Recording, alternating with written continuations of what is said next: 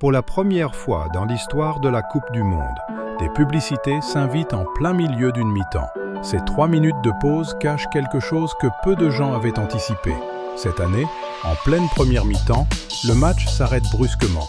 Les joueurs vont se désaltérer en bord de terrain pendant que les écrans diffusent des publicités. La FIFA invoque la chaleur estivale en Amérique du Nord.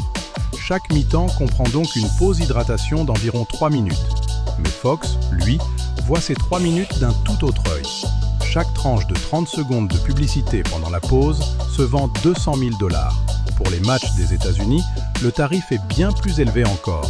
Le tournoi compte 104 matchs, soit plus de 800 espaces publicitaires disponibles. Au total, les seules pauses d'hydratation pourraient rapporter environ de 250 millions $. De quoi permettre à Fox de récupérer plus de la moitié de ses droits de diffusion en un seul tournoi.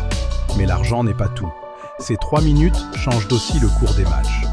8 des 16 premiers matchs ont vu un but tomber dans les 10 minutes suivant la pause.